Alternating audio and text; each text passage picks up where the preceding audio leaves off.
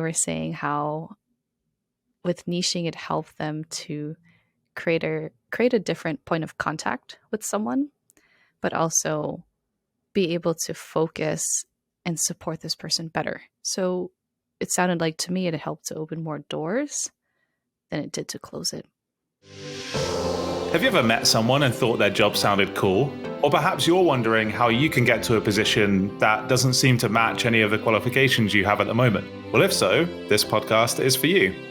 We found some people with jobs that you might not necessarily know about or expect people to have, and we're going to ask them about how they got there.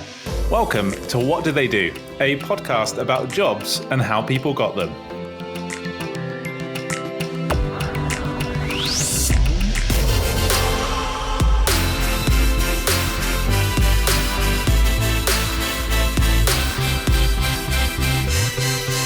Welcome. So, another episode, and we're really excited today to have Linda Lin joining us. Welcome, Linda. Hello, everyone.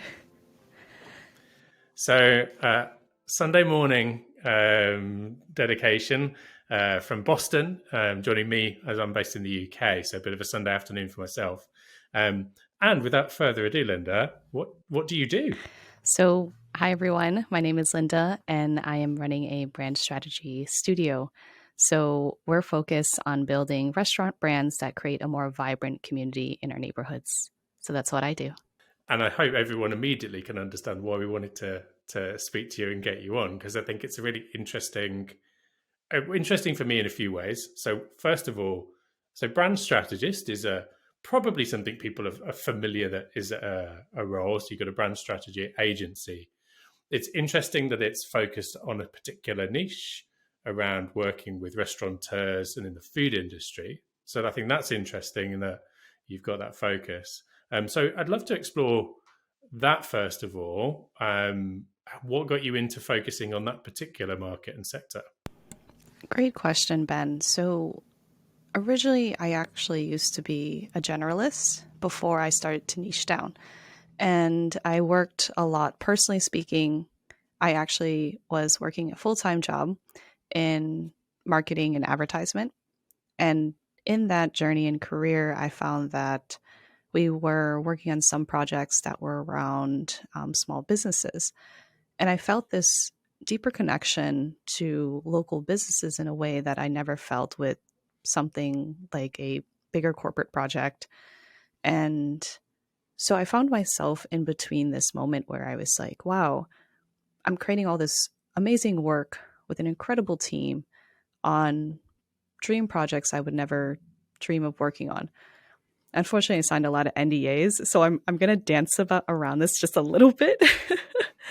No problem. And the thing was, the time that I spent with these local business owners really had me in a moment of seeing how much of a deeper impact as a creative.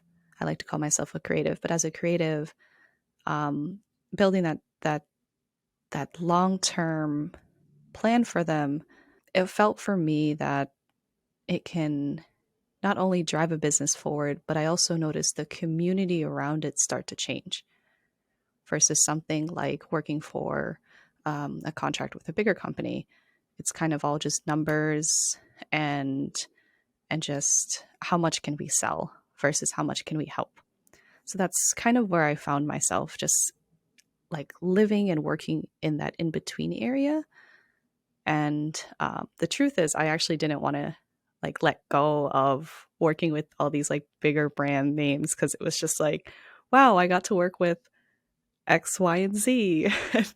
It was definitely like because I'm pretty young, of course, and working in that industry is just like, I'm so starstruck. I mean, who has that opportunity to say, oh, I worked with like so and so. So yeah, I do some workshops, and there's this corporate client versus smaller client quandary, and obviously there are some benefits of the big corporate client, but it's really interesting to hear you talk about, I suppose it's being closer to the impact and seeing that impact, and that impact not purely being a bottom line related issue as well. So the clients you have now, are they exclusively independent restaurants and food outlets? And geographically, like, how far are they spread? Currently, this whole niching process actually took some time, because the transition from working with bigger brands, scaling it down to smaller brands, I also noticed that there needed to be a very specific kind of treatment with that. And really working in the details than working on just the bigger picture. And a lot of these clients that I work with they are independently owned, and we really, really focus on working with those types of clients because we believe that with the way things are moving, I feel like in the United States specifically, um, we're talking about the fast food industry and how quickly things evolve and change.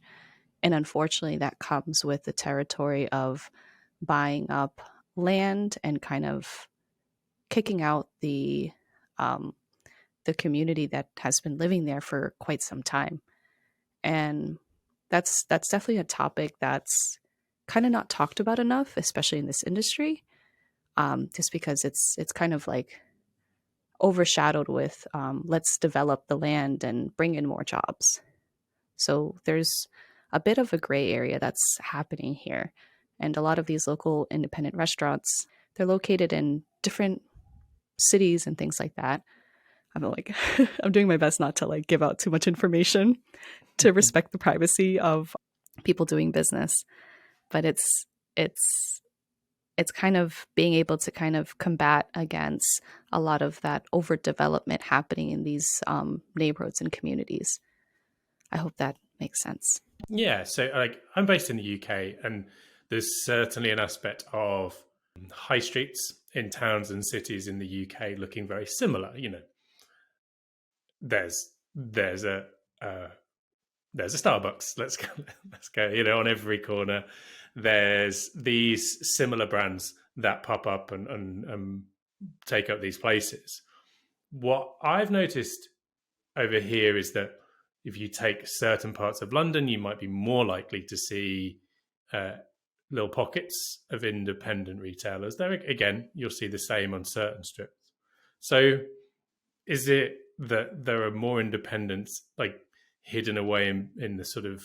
I mean, you're based in Boston, so like, do you see that within Boston there are more independents and more possibility of that, or is it actually sort of heading outside of the city that it's more possible? So we work with surrounding states. So more so, my clients are more in another state over, which is it's the smallest state in the United States, and it's called Rhode Island.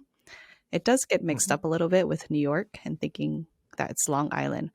And the thing I've noticed is that in Boston, there are smaller pockets for these communities to thrive on. But in recent years, and it's actually happening very quickly, in recent years, there's been a big boom on development and turning the city more into something like a mini New York City. So a lot of these neighborhoods are shifting, and now these newer buildings are coming up and are hosting something like a Starbucks, as you could say, which is quite funny because there's a lot of Starbucks here. I'm not gonna lie. I think there are a lot of Starbucks Oh, everywhere. agreed, agreed. Whereas something like this smaller state called Rhode Island, it's very fascinating.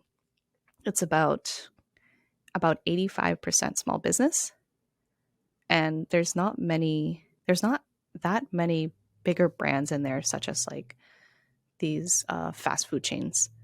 If anything, I feel like these two states are quite the opposites of one another. But I feel like Boston can learn a lot from this smaller state of Rhode Island and what it means to support a small business and continue to reinvest back into your communities. So is that because Rhode Island, sort of market share wise, is not seen as worth the time of the bigger corporations, or is it something that the state has legislated for to prevent kind of all the big companies just taking over everything? Yes, great, great question. So part of it is the legislative does its best to kind of push off against these bigger corporations from coming in. But as you've probably heard, Amazon is building all these like warehouses across the states. So Amazon has already broke through and have created a massive facility over in Rhode Island. But I will say, despite the legislative kind of trying to work against this, a lot of it actually comes from the people. And I have never seen in my entire life such a purpose-driven community to want to be fighting on the ground for their local coffee shop. I'm just going to use that example, local coffee shop or local bakery. And so that's how so many of these businesses are able to float with the water, is because it's not just the state, but deeply it's with the people who believe in a small business. It's truly incredible. I feel like I'm always studying and learning from these local natives. I feel like I'm a like data research scientist or something. I mean, therefore you're getting all these insights. I mean, it's interesting you say it's what the people want. And I think, I imagine a lot of people, when you see a kind of independent coffee place or restaurant, I mean, my wife and I, when we traveled up the west coast of the US, found this family run restaurant on the harbor in a little place called Bandon in Oregon. And it appeals, we really, that stands out as a memory. That was 10 years ago now, but I still remember that family run restaurant with the fresh caught fish from the day. So I feel like, that makes sense, but it's interesting. Are you seeing a shift then from people? We always maybe had that inkling, but now it's actually kind of coming through. And I suppose that's maybe more relevant question is that what you're supporting them with as a brand strategist, is to cut through and kind of connect what people want with these places that are providing it? Yes. So great question again. Ben, you're just nailing these questions right on the head. You're very kind. And actually kind of going back a little bit to what you had talked about is that even though it was 10 years ago, you still had that memory and that recollection of what experience a small business felt like. And honestly, I kind of wonder how long they've been there for, as I've heard some small businesses out in California have been there for a couple generations. So it's like great grandfather or great great grandfather or something like that. And one of the things that we're really focused on is we see that there's still a relationship to be built between customers and the actual brand itself. And to be honest, we don't know what the legislative is going to do next, what could change next. But what we do know is that we can definitely bet on the people who live and grew up in a specific neighborhood, depending where these places are. And so we're really focused on positioning these small business owners to be the leaders in their community and advocate for what they believe in is going to help reinvest back into the community. And as an example, I feel like I'm getting a little too high level, but as an example is one of my clients. She is a mother with two kids, and her husband are pretty successful. I think they have like about, I have to count this. They have 3 food trucks, and they've transitioned into having their own restaurant. And the reason behind the business was because they wanted to celebrate the culture of their neighborhood. And through that, they've established a point where it's a community cultural hub where people come in and they get to know and they meet each other and also share a good meal, of course. But more likely she's more focused on bringing people together to really share their experiences. And it's been such an amazing experience for me personally to watch. But I work in the background, so I'm sort of just pushing and and supporting them through their journey and what they believe in to help kind of grow and nourish their surrounding neighborhood. So let me know if that was a lot, though. I feel like I dropped so much. No, that's all good. And I mean, there's normally by now on the podcast, I would be asking people what they were doing, what they wanted to be when they grew up. But I think it kind of says a lot about that it's a really interesting niche you're working in, that I've still got about 10 questions I'm trying to filter out of my head as to where to go next. I think the question I want to go with next is, so there's really interesting that example you gave of this family with building up from up to 3 trucks and then a restaurant. To get to that point then, as for your agency, and you talked about the niching process took quite a while. Could you talk a little bit about what that process was? Because I'm constantly talking to people who are like figuring out their niche and how they go about it. And it's interesting you say it's a long process. And I think it might be interesting to kind of understand the highlights and the kind of lowlights of what that process looked like to get to where you are now, where you're working with these very specific like family run businesses. Yes. So when I mentioned niching for me has been such a journey, it really has. And I know sometimes we hear about like, oh, it's just super easy. It was like, I knew I was supposed to go into this. I'm going to be honest here. I had no clue, especially coming from the fact that I was a jack of all trades, working in the advertising marketing sphere. As some of us know, we have to be the jack of all trades. And the thing that really propelled my niching forward was that not being everything for everyone. And honestly, that was a very hard pill for me to swallow, because part of me was worried about, okay, what if I'm just no longer relevant anymore? I think that was a huge, huge factor for me, of course, especially seeing the way things move and quickly develop in this sphere of marketing and advertising. I think that was just deeply my fear of it all. But I met someone in this journey of niching, an incredible, incredible person. And they had the same journey as I did. And they were explaining about how much more fulfilled they felt closer to working with someone than just working for everybody.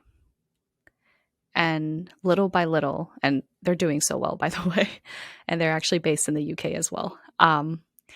And they were saying how with niching, it helped them to create a different point of contact with someone, but also be able to focus and support this person better. So it sounded like to me it helped to open more doors than it did to close it. And I had to take a look at myself that, well, who are the people that I want to work very closely with? And that was the tricky part, because worked everywhere around the different topics. I was like healthcare. I was also like all these like brands and lifestyles and things like that. And looking at it, I noticed that there was a pattern of effect that was happening for me. And I noticed that the points in those effects made me super happy and felt really connected was community. Because if we look at healthcare, or specifically public health, because that's what we were focused on, the whole purpose of public health is to support and help navigate the community from getting from point A to point B. And that's what I really enjoyed, was that transition and sense of community there. So I knew I had community on my plate, but I'm like, okay, this is still too too vast. So I needed to take a step further and really dive deeper. So what I'm doing here is I'm sort of creating these layers for myself to really deeply understand what do I want to be close with. And specifically, I knew that because it's community, I reflected back on all the projects I used to work on in these communities, in these small businesses. And I noticed that the one thing that gets me super excited is food. Like, I know it from the back of my hand to the front of my hand. And all that. So I was like, okay, let me just dabble in it just a little bit. And then that little bit became, okay, I just want to do this for the rest of my life. No, anything that gets you to that statement is a process worth taking, because I think that's essentially what everyone's working for, right? Is, can I get to that realization? That's really incredible. And thank you for kind of sharing a little bit of an overview of that. How long roughly did that process take? I mean, you're probably still on it now, but what kind of timeline should people be thinking about for this? So this one's going to be a huge wake-up call. It took me, okay, so it's 2023 now. It took me about 4 years. 4 years to figure it out. And it's all because I needed to allow myself to be able to test the waters on different industries and allow myself to say yes or no. So that's why it took me so long. But I'm really glad though. There's slightly just sort of different but the same conversation with Lily, one of the previous guests, who founded Jack Fertility. So she's from the US, North Carolina, I believe, but I might have to put a fact-checking Santa moment in. Ho ho, Ben here. So Lily did grow up in North Carolina, but she also was born somewhere else, moved around before she went there. Here's the information you need from Lily's episode. I guess early years in a nutshell is that I was born at the beginning of my dad's PhD. So we were in the state of Georgia in the US. Moved to Ireland actually for my primary school years, which was an amazing experience in Cork. And then moved back to North Carolina, which is where my mom's family is from. So that was really special to be able to be there in Winston-Salem. And then we moved when I was 12 to a really rural town called Due West in South Carolina. But she went through various different trajectories. And what seemed to be her theme was she kept on ruling things out, but she wouldn't rule them out just sort of from a distance. Like, she got on the verge of doing a medicine degree and then realized that that was not the route she wanted to take. And then she went down the law route, but kind of almost became a partner in a firm, then decided that wasn't the way to go. So along the journey as well, then it sounds like there were certain bits of doing, like you mentioned about the research you do, and you're quite precise with that. Was that also a process of figuring out what you didn't want to do, as well as finding that community and food part along the way? Yes, a lot of it had to also do with research because I'm not going to lie, being a creative, my heart is on one page and then my mind is on the other page. So my mind was more so thinking about, okay, is this realistic? And I don't know if you've heard of this, but there's this book called Ikigai.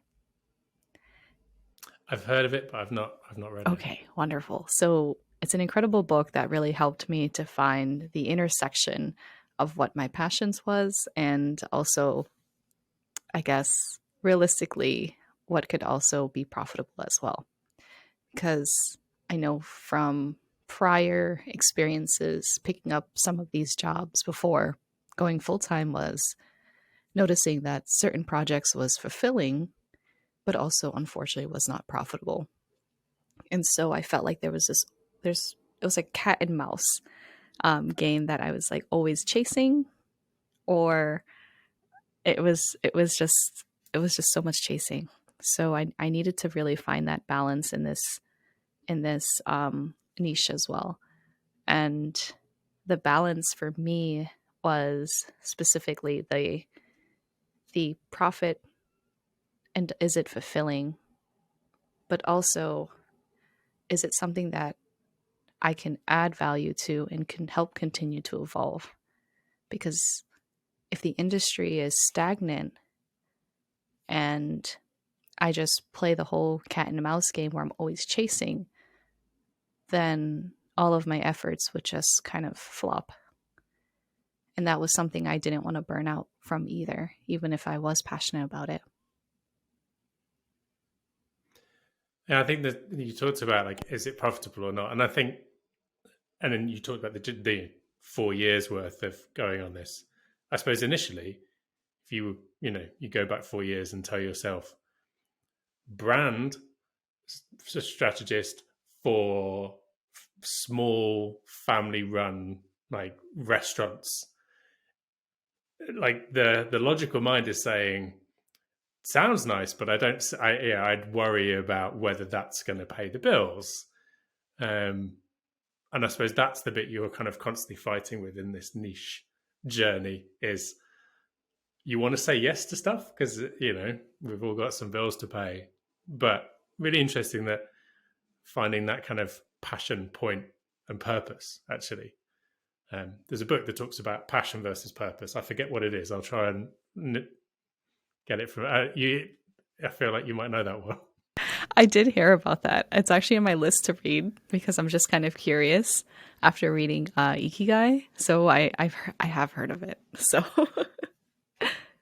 I'll get a link in the description, or if I remember it before we finish, I'll share it over. But okay, maybe a convenient point then. So we've had this. Obviously, talk about the business, the process you've been on to go from sort of the corporate work down to the specific work you do.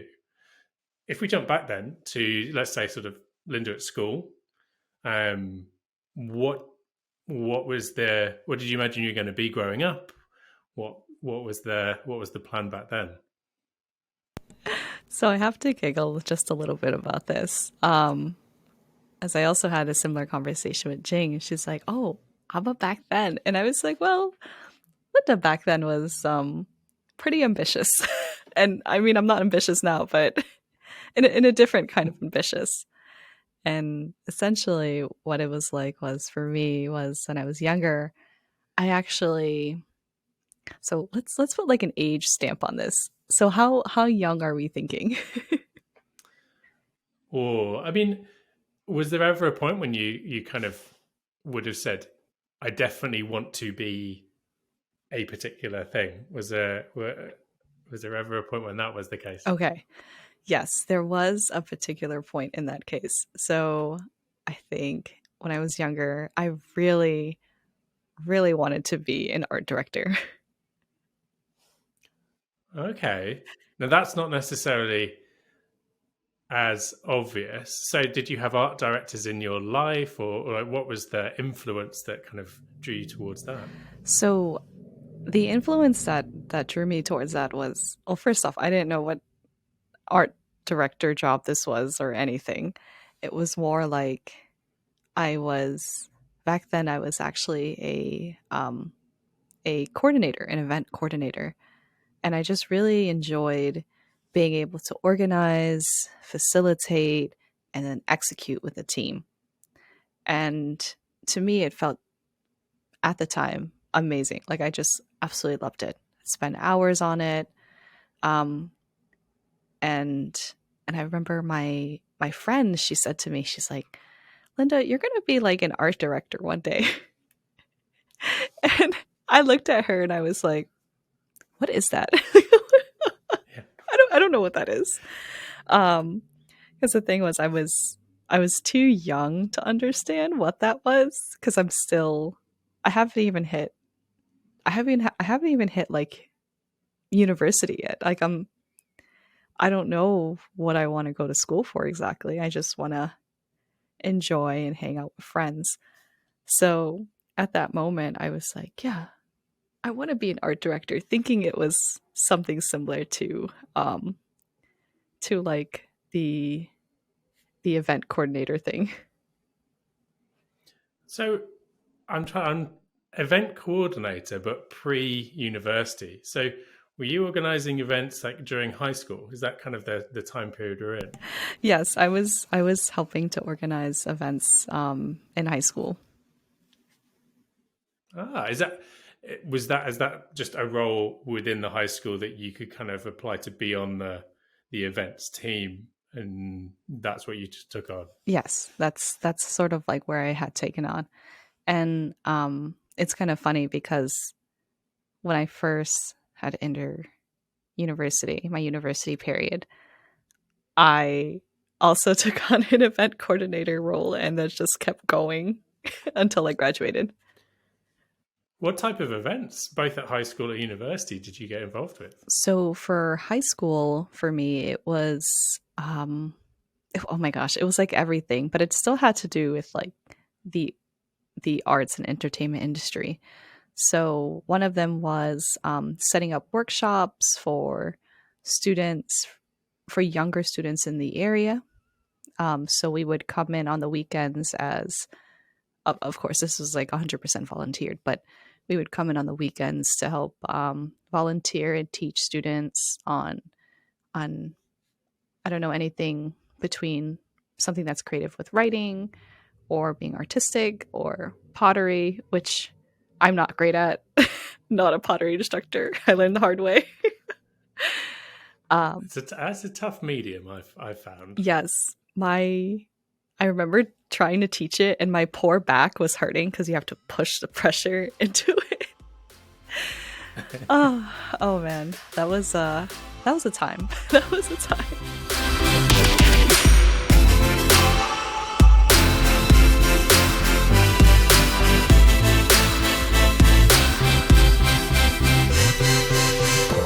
So, so I mean, I'm already getting a sense of a bit of community coming into your work then at high school and into university. So one of the themes you've eventually come back to.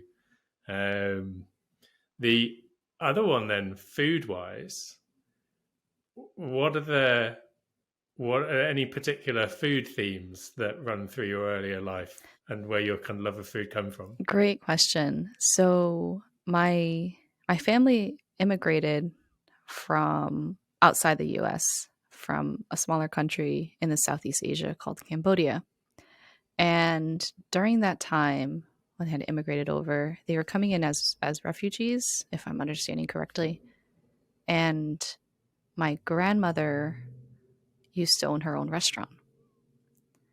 And so growing up, um, they're Buddhist, so they would, my grandmother specifically would take me to the temple like every weekend, and she would teach me how to essentially food prep for a whole community.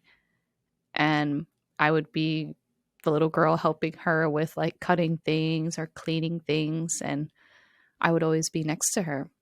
And when it came time, like lunchtime, I would be the one helping her to scoop and then help serve all the elders in this temple. And through that, that's sort of what I kind of grew up with.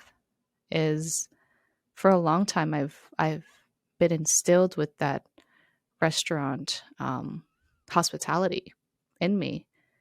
And so as I've gotten older, I've always packed a ton of food and would share with my fellow classmates or friends, and especially during my university period, as you know, trying to balance school, trying to work a part-time job, um, also trying to graduate on time, which is like sometimes impossible.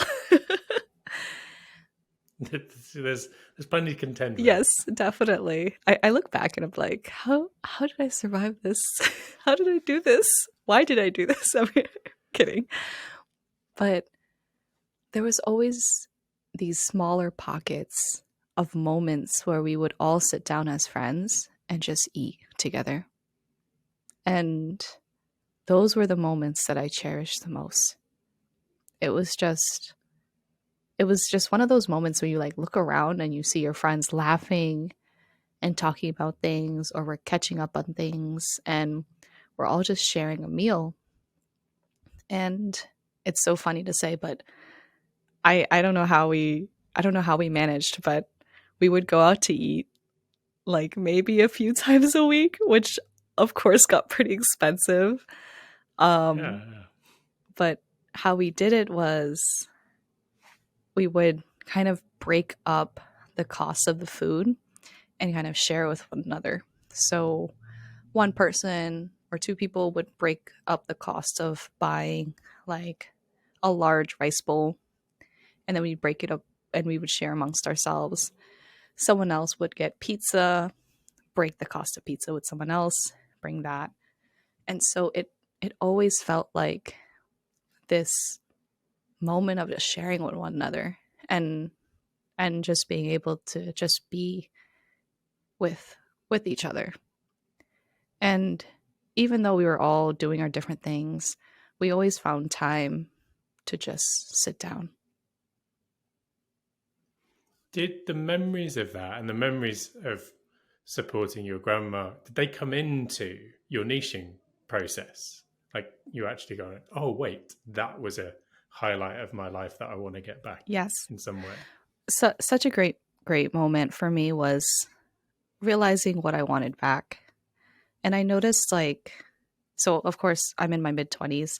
I noticed as once we all graduated from university, it was sort of this fleeting moment where time just sped up, and then you just don't see your friends anymore. But from time to time, we would ask, when's a good time for us to sit down and catch a meal together? And I felt like in those moments, it was like I was kind of getting back pieces of the past, but more with matured relationships with friends.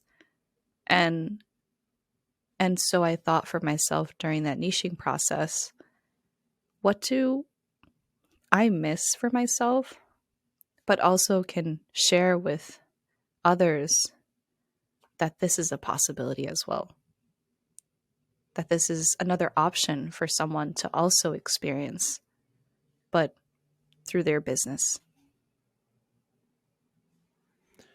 So from those moments then of connecting with friends and trying to get that back, what was the route that like? You said you worked sort of more generally across marketing. Did you major in something relevant to that, and then was it just sort of get a job at a big agency before you got to this point now? So the university I went to was more of it was kind of more of a general degree. So it was a general marketing degree. And then how it worked is you kind of had to like pick and pull what classes you might think you might need. So I sort of picked up classes that I thought I might need. But in reality of it all was actually, it wasn't until I started picking up jobs that I felt like I was interested in exploring. And I think, oh wow, I gotta like go to the beginning, but my first job was in marketing, and it was more of a general marketing, but it was for private education. So meaning like it's marketing for schools, private schools that are in higher education. So things like trying to pull out different names. So we have like Harvard University here. I mean, Harvard School, Harvard Law. We have Yale. So private institutions that rely on outsourcing marketing. And Okay. that was like sort of my first part-time job, was working in something very similar to that. And I think it was I will say it was really scary. Because everything I learned in school was just not applicable. Applicable. I can't even pronounce it because I'm getting nervous thinking back to when I was like that age. Um, Yes. Well, I'd be really intrigued. So I did a civil engineering degree. And I did work as a civil engineer for a period of time, but again, it felt like it, everything I needed on the job was not related to anything I'd actually studied. So it seems, I don't know whether that's true for a lot of people listening. I mean, we have people on. Actually, you mentioned a kind of generalist degree that you could then pick out some modules that were relevant. Brittany Bowring, who came on the podcast, one of the previous episodes, said the same. She I think she wanted to be a talk show host. Was her kind of growing up what she wanted to be. So she did this generalist one and picked, but again, then went off and did something completely different. So it feels like a lot of the guests we've spoken to, the degree is not necessarily the of entire relevance to what they go to do next. It's part of the reason we started the podcast, to be honest. Dean and I were both we were both teachers for a period of time, and then we moved into training and now do other stuff.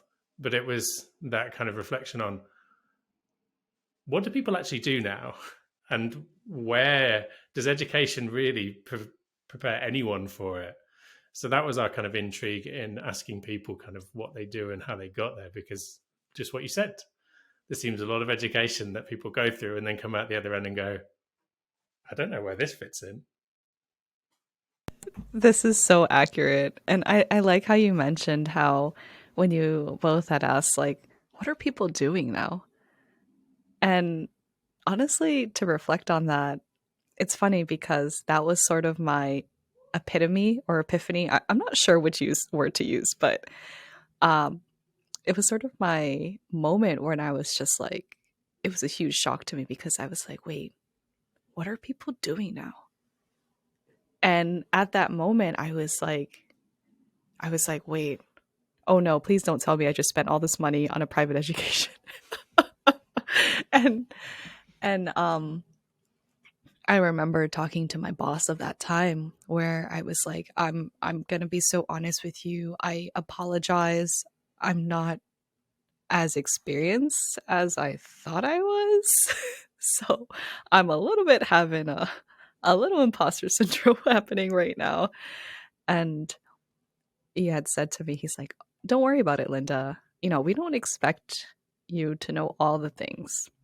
What we do expect is for you to learn what we do and then take that into your own account. And so at that moment, I was like, oh, huge relief. Like, I was like, oh, okay, great. Okay, great. So we all, cat's out of the bag. I don't know what I'm doing, and that's okay. Yeah, that's what we expect as employers. And I kind of wish, this is just a personal note, but I kind of wish that we were a little bit more transparent in these, even though I'm not working a traditional job anymore. I wish that companies and employers would be a lot more transparent about that, because I realized that in my whole career journey that nobody really knows what they're doing. We're kind of just, kind of shimmying along and then going as we do, or we do as we go, or something like that. So, yes. Well, some job descriptions are huge and quite intimidating. I mean, like yourself, I'll get into this whether we are but I'm now freelance, so I don't have to go through the whole applying for a job. But occasionally, when maybe you're between contracts or pieces of work, you always have a look. And I just don't think I'm qualified for anything based on the job descriptions. Do you? There's the question I was coming to then. Do you now have employees or just contractors working with you on the brand strategy? So, great question. I currently just have part-time contractors working with me, just because as a creative running a business, out of full disclosure here, the whole taxation is very confusing. It's very difficult for me to navigate. Just not that long ago, I switched from, this is just like a tax bracket thing, but I switched to LLC, and that has its own hurdles, essentially. And being a creative, I feel so bad for my tax person, but being a creative, I swear I give him a heart attack, but being a creative, they're sort of trying to figure out how we do business. And so there are sometimes limitations that happen there. And specifically, like based on my business model, I work very digitally. Strategies are run over Zoom. Everything's just done digitally. So to them, it's like, where's your office? I feel like there's a lot of that expectation still of like, where are you based? Wherever really. Like in the UK, so I have a limited company, which is I think is the equivalent of LLC. But there's also sole trader is an option, which is kind of not setting up a company. So sole trader is an option for some people who freelance as well. But yeah, it's like trying to navigate all of this. And maybe if we're, as we pin down our audience, for those people in the corporate situation like you were, thinking about the next steps, I wouldn't say we can possibly provide them with clarity, but it works itself out, right? It does. It does. It's a whole wave. You're just rocking with the wave and just hope that it ends out fine. Now, I feel like I've gone off on a couple of tangents now. We were talking about obviously your journey, but I've got another tangent for you. You talked about, the work you can be delivered quite digitally, and pre to pressing record, you mentioned traveling around Europe and also some upcoming travel as well. So are you able to combine work and travel? Is that something that you ever do? Great question. I feel like that the industry that I'm in, I'm able to combine work and travel. I mean, the one downside to it is just time zones, of course. But after that, it's not that very difficult for me. As I always return back to where I'm living or where I'm doing business. And like for example, as long as I have it's a silly saying, but as long as I have Wi-Fi, I should be good. Yeah, there's that hierarchy of need, isn't there? I think someone's added on Wi-Fi along the top or the bottom. Yes, yes. Because I've kind of structured this business where it can run online. So, for example, I use Notion. Oh my God, I don't know what I would do without it, but it is my bread and butter. It's my project manager and tracker. And essentially, it's how I communicate with the team and also how I communicate with clients as well. And sort of having a centralized location where I can do business and then work with contractors. That's truly all I need, really, to really help run this business online. So I am able to travel and do business, but personally, I like to kind of use the time for traveling as a way to kind of separate myself a bit, but also give myself time to like learn and absorb in more information than just like, okay, pockets of work and then mixing work with this. I think in the beginning it did become too much for me, but now I've now time blocked where work happens for this amount of time and then traveling happens for this amount of time, and this is the purpose of travel. I hope that was clear. Absolutely, yeah. Because there's this concept now of kind of the digital nomad, isn't there, where people are just popping up and doing their work in wherever they can find, and maybe those people are working in some of your clients' establishments along the way as well. But just that, yeah. But I think it's really important equally to step away, isn't it? And have time away being time away. It's very easy when you're running your own business to not quite ever switch off. Do you find you're good at switching off when you go? I will say that has to be the most difficult part. If I'm being completely honest here, switching off, as much as I love being an entrepreneur, a business owner, it is sometimes really hard for me to switch off. And although I do say these are the working hours to contact us with, my brain, I just it's the whole like when you find your point of Ikigai between work and play. I still get so passionate about work that after a certain time, I'm I tend to do something work related for my own self. So it is a little bit difficult. Maybe that's the difference then of like defining the times when other people can contact you business related, in relation to your business. And at least when you choose to do it, it's your choice and you're working on it under your own steam rather than the forever being sort of responding to everything. So maybe there's a difference there. Yes, I really appreciate how you mentioned the being responsive to everything. What I definitely have learned on this journey is not being responsive to everything. And there's just a time and a place for that. Like, for example, I felt like I was always going to miss out on some sort of news related to my industry. And I would be on social media for hours because I was just so glued to it, afraid that I might miss something. And I felt like I needed to be always responsive to what's been going on. But I realized that nothing really truly needs my attention. And that's kind of where the power of niching comes in for me, is it's able to set the boundaries for me. And although I'm not perfect, I want to just put it out there. I'm not perfect, but I'm relearning and retraining myself the boundaries that it does with that. Because the other side to niching is that not many people talk about is the ability to say no to more things so that you have more time to say yes to the things that actually matter.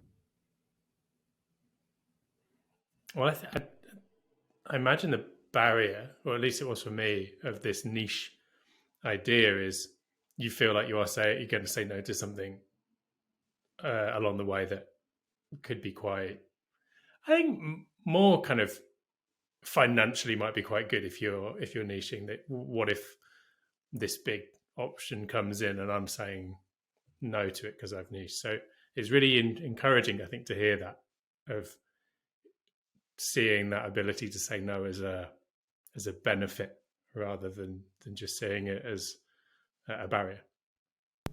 Yes, most definitely. And when you meant financially, there was a time, there was a time where, and this is like still like in my early stages of niching, where there was a client very well established. I can't even say their names. Very well established, has quite a few restaurants, like different kinds of restaurants, and they are perfectly wealthy in terms of what I could charge them.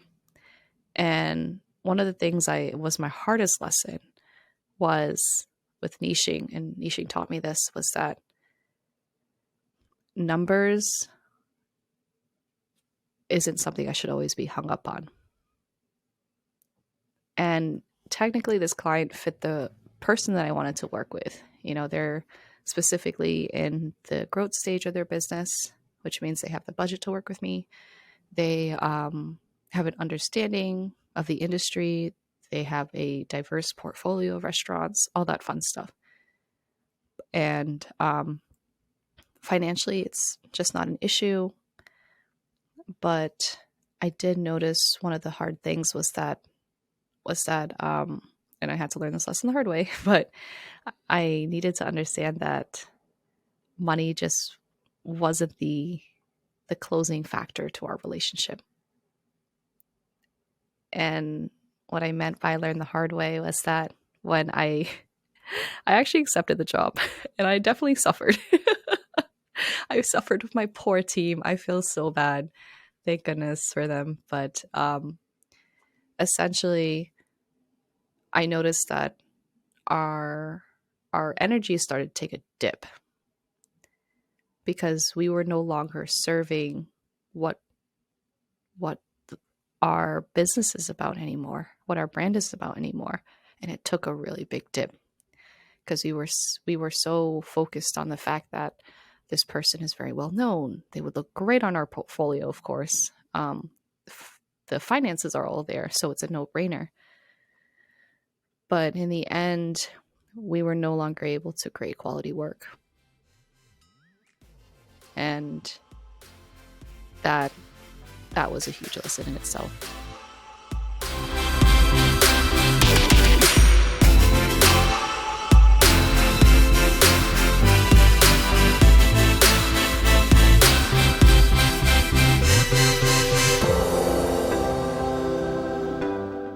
I mean, it's, I suppose, in a way, good that you've been through that so you can see it when it's about to happen the next time. But it's interesting.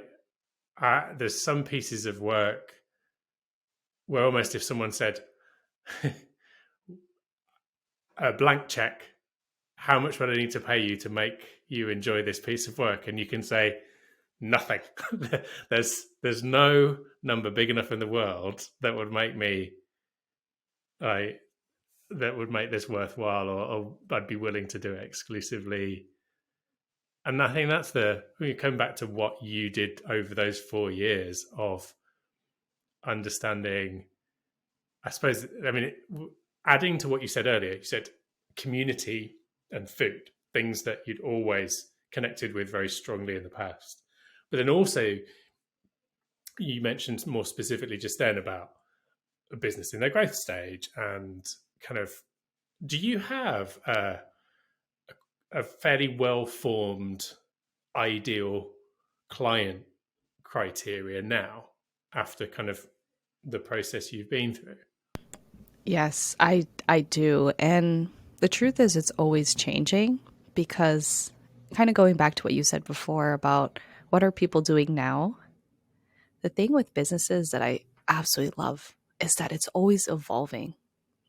But I definitely know the key pieces to who I want to work with is the number one thing is it profit over people for them? That's definitely my number one. Used to be my bottom, but now it's my number one because I had to learn things the hard way. Number two, it's definitely, and I know it has to kind of go back to number one a little bit, but it's definitely about how does their idea kind of relate to the community around them? Because I think branding is so, as amazing branding is, and it's been branding has always been with bigger companies with massive amounts of budgets, etc. But with social media, people are slowly and starting to understand what this could mean for their business. Now making this idea more generalized for people to tap into. And so I deeply believe that although they can have a great idea, is it about them? Or is this about creating a business that's going to help the community move forward? So it's a really tricky line there, super tricky. So when you've got prospective clients that you're having conversations with, do you have a relatively detailed kind of scoping process? Like maybe more than just a scoping call where you obviously hear what they say, but then do you also do a bit of research on top of that and kind of put the pieces together as to whether that fits with the kind of the right client for you and your team? So yes, I have a deep scoping process because I learned the hard way. I used to think it was super easy and just like book a call, see if we're a good fit. And no. So what I usually do is I actually have someone who does this for me. But basically we kind of look at specifically businesses who are in the growth stage. And next, we kind of look at how engaging they've been and what they've engaged with, get a sense of idea. It's a lot of like information collecting. Um, Also, we kind of gather back data on sort of the business relationships that they do, who they're involved with, things like that. And because working in this industry is a little tricky. Another thing that people don't know about is sort of the business politics that happens behind the scenes. And so we're very cautious of that because we're not trying to start anything. um, and so we kind of gather that back, and I like to review that for myself and look at it as okay, what are the talking points I can do to interview this person? And how can I get to know them better? So, since I'm not mentioning any names, there's a prospective client that I'm looking at right now. Very, very nice. Personally, I actually like to go to these restaurants, or if they have like food trucks too, I'll go to their food trucks. And the nice thing is that they will never know it's me. I work very behind the scenes, so nobody knows it's me as the owner. And I would disguise myself in a sense of like, I would either sometimes send my friends to go pick me up an order or kind of sit along with a group of friends and get a sense of what they are like when they run their business. And most of the time, it's just observing. I'm just being there to observe this environment, interactions, and things like that. But when I sit down, specifically this client that I'm looking at right now, they're talking about this really interesting thing about helping to help connect people to farms using their restaurant as the in between. And so I'm interested in something like that. That definitely speaks to me. But I'm wondering, what are you doing behind the scenes? How are you doing this? So as a customer, I want to see what that experience is like. So yes, I am a little sneaky. I'm not gonna lie. I'm giving out Well, my what intrigued me is obviously for your business, you can literally go and really, to a larger extent than maybe some other sectors, is get under the skin of the business. You can go to the food truck, you can go to the restaurant, and you can get a sense of how things work and the inner workings of it.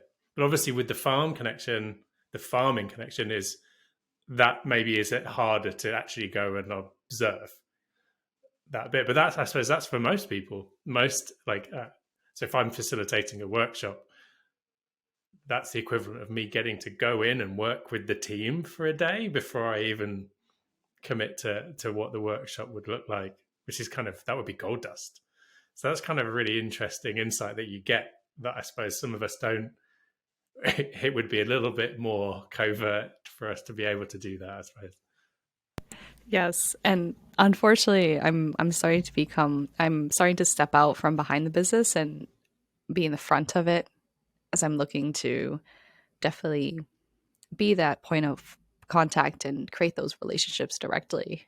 So sadly, I will secretly be sending spies in my space, in my place. But but yes, it's something where also like, although I will say it does sound like such a time suck and doesn't sound realistic, I think in the long term it's better to avoid early heartbreak. I imagine equally people are probably listening thinking, I'd love to be your spy, because it involves going to cafes and restaurants, right? And then reporting back. There are worse gigs in the world. Neat. So, now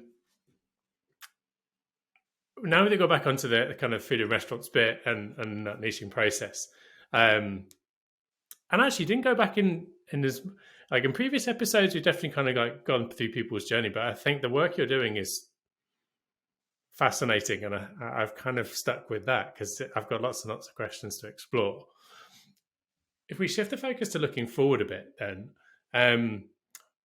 what are the things on the horizon that you're particularly excited about, whether that's trends in the independent food industries that you're seeing, or just having done the niching process? I mean, I think in a way, I might have made it sound in my questions like you're done. And I don't think anyone's ever done. So two things to have a final kind of look at is, what are you excited about in the industry that you're working in? And then what are the things you're working on? Because if we give the impression like, that everyone's done and finished and there's a finishing point, then maybe we're being a bit disingenuous. But we're excited about it. So I am very, very excited. And I think this actually has to kind of go back to 2020. I know folks are like, I'm so over COVID. But I will say COVID did accelerate some of the things that has always been lingering and not really being talked about until it happens. So back in 2020, I'm just going to take a step back. Back in 2020, people were inside their homes, more connected digitally. So many people were spent so much time on their phones, etc. And because of that, kind of birthed the rise of locally small independent businesses. And the reason why I want to talk about that is because what's getting me excited is that people are realizing that there's another opportunity out there to be an entrepreneur. And what I mean by that is we're seeing this rise of independently, locally owned businesses and the staggering effect of these like bigger brands such as because it's in my industry of like fast food industries like McDonald's and Burger King starting to feel really irrelevant, and they're panicking because they're asking themselves, how do we market to this next generation? How do we keep ourselves relevant? And I find that this is me being cynical, but I find that exciting because now we're looking at it as, okay, how do we teach the people that they have the power with their own money to invest in what they believe in? And that is through the local brands that are being created every day. I have a vested interest in that as my sister owns a cocktail bar in Birmingham in the UK. So it isn't, and it's in one possible intriguing part of that is, if I take I went to New Zealand for the Christmas period because my wife's brother lives over there. And he wanted, when we were in Queenstown, he wanted to take us to Fergburger. So apparently this is like the best burger in the whole wide world. And it has a queue 4-5 blocks long. And it took an hour to get this burger. And this started as a very small kind of, I think, a van that has then got a sort of a physical space in Queenstown now. But at what point, if Fergburger goes to another city and another city and another city, what's that transition point that takes an independent owned business like the ones that you're talking about? Does it stop being that if it gets a certain size? That's a really good question. So, we have something like that here in the States. And actually, not many people know about this, but have you heard of the burger joint called Shake Shack? Yes. Oh, okay, wonderful. I think there's one in London. I've been to one in London. Yes, There might be a couple in yes, London. there's a few in London, which is perfect. That's actually independently owned. Hmm. Uh, it's not obviously marketed out there, but it's actually independently owned. And the thing is, I think you asked such a great question. Is like, at what point do you consider it not to be locally owned anymore? And personally, I look at it as the moment they open their business up to shares, where they're kind of splitting um, their uh, their market with a bunch of other folks who have their hands in your business, then unfortunately, that doesn't sound like you own the business anymore if you have So shareholders. that takes the influence to a wide, appealing to the board and the shareholders, and expanding that out. Because I think that'd be. I wonder if there was a list of various companies, food outlets, would we, like, if we were asked like which ones are independent and which ones are corporate, and I don't know where we'd necessarily know where that line comes or what the influence of that is. That's an interesting one. So, in terms of then the the agency and next steps, without giving away trade secrets, um, what are your kind of next steps? Like, is there more in the niching journey, or are there some adaptations you need to make to the way that you work? What's on the horizon for you? Great question. So, what's on the horizon for me is I mentioned a little bit about it during our conversation is taking a step back from the whole working behind the scenes to working in front of the scenes for the business. Because I notice with the rise of new business owners and their ideas and things like that, we're looking to connect from people to people than just business to business. Because I feel like having those conversations firsthand is so important. And also, in the long run, for what we're looking at it as, is definitely having more public conversations around what it takes to run a business in the food industry. Because you've probably heard about this, was when the pandemic happened, a lot of businesses were undercut. Unfortunately, a lot of them were forced to close their doors. But the reality of it was that our legislators didn't quite see the purpose behind a food service business. And because of this like really outdated idea, so many, especially with inflation now, so many food service owners are at this weird in between where it's like, how do we continue to run our business when we don't feel supported? And I'm not gonna lie, creating more food events for people to attend is great and all, but it doesn't solve the long-term problem, which is educating and raising awareness on how a restaurant really shapes the culture of its community. And food service business owners are super busy running their business, so they don't really have that kind of time. But I feel like as an independent business, we have that ability to do that. We have that ability to speak out and create this community where people can kind of lean into and feel like their voices are being heard.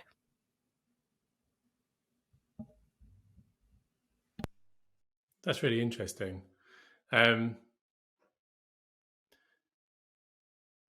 I did have the reason I paused. I had a final question, but you throw me off it with that one. Um, I'm going to have to do some good old editing on this bit, aren't I? So with that, it probably actually brings me to a question I probably should have asked right at the beginning, which is related to, like, you've articulated quite well there with these restaurants have a story to tell, but too busy to maybe get it out there, and that's where you come in. But that's my kind of interpretation of literally what you do. Probably worth adding this in. So is that a fair representation of roughly the day-to-day work? Is it creative storytelling around the businesses that you work with? Is like, what's the best way of explaining that? Great question. I know brand strategy is a bit of a term that's still being explored here. And essentially what we do is I know the buzzword right now is like storytelling, but essentially what we do is we're focused on creating a brand out of these personal experience from restaurateurs and turning that brand into a culture. So I think we hear a little bit about this I'm going to reference back to your co-partner in this podcast. He works at Google, right? And what I find fascinating is that Google has its own culture. I mean, yes, it does own like a X amount of, it's probably like $1 million building, and it has all the facilities and all that fun stuff. But essentially, what a brand is doing is it's creating something similar where it creates a culture within that space. And everybody's restaurants are so different. For example, one of our clients, their restaurant is about celebrating the local culture. So you'll get a taste of these different pockets of cultures happening in them that rotate every so month or so. The other person, really interesting, really fun, but they celebrate their childhood flavors. And so every time you go in, it's like you step back in time and you nerd out with all these folks who love the same flavors as you did. And it's absolutely adorable. It's absolutely adorable. But and that's what we do. We help create this culture for these brands and really connect that with every time a customer comes in. They don't just feel like they're a customer, but they feel like they're part of something bigger. Thank you for articulating that. And I think comes to me when I go into establishments, they just feel different. But I think a lot of people find it very hard to articulate what that is. You know, when you go, oh, I like this particular place because, I don't really know why. It just feels. But I suppose that's what you're saying. It's the culture, the feeling you get when you go inside that appeals and kind of hits you. And it's really interesting to know that there's a piece of work there, kind of teasing that out almost, those parts, and making sure that's visible. Linda, I really, really appreciate your time today. It's been fascinating. As you probably tell, I had a lot of questions, and maybe it's like many, many more I probably still need to ask. But I'm going to let you get back to your Sunday. Whenever we get to like the edit piece, we always sort of like want to give the episode more than just a title of the person's name. But I think there's going to be an interesting dilemma to, like, is this one about niching? It feels like there's a good opportunity there. But then there's also there's finding your purpose in there too. And there's this big theme of the food industry and all that you've talked about there as well. So really, really interesting to see where we want to kind of pick out the highlights.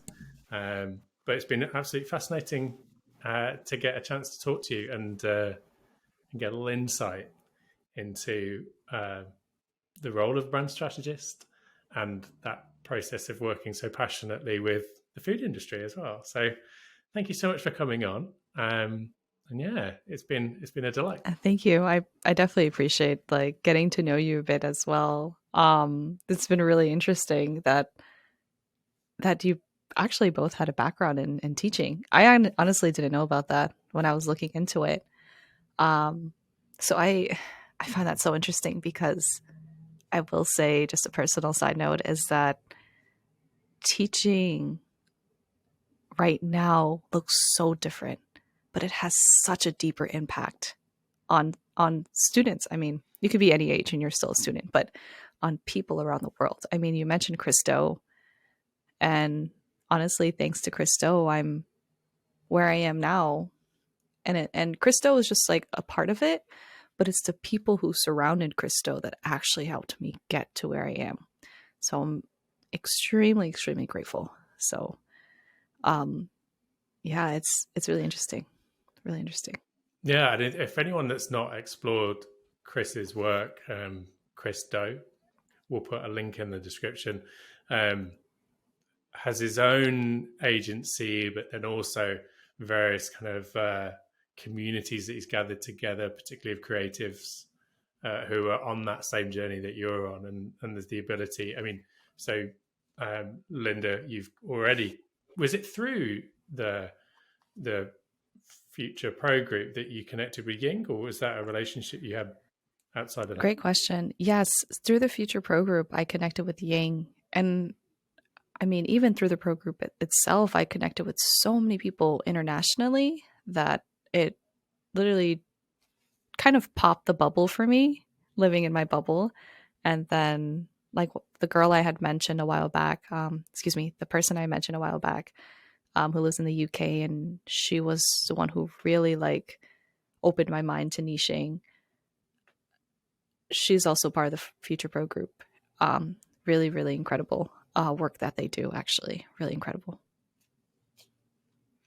I think more. I mean, we're coming back to community again.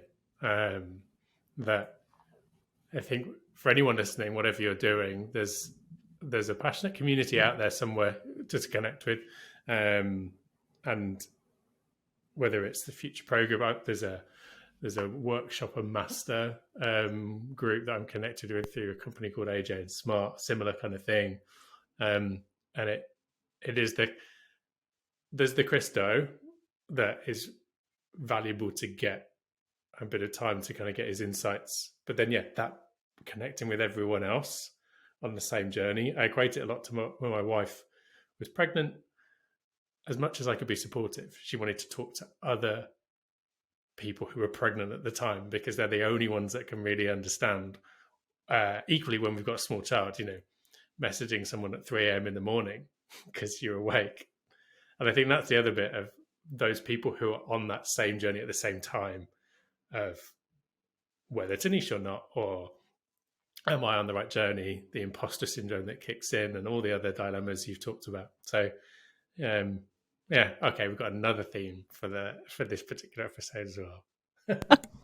I will say I do appreciate the moment where you had mentioned what are people doing right now. I feel like it ties everything up because with niching, it's connecting that sense of purpose to what is everybody doing right now to the future. No pun intended, because Chris's thing is called the future. Oh my gosh. I swear that this is very cleverly not done. on purpose.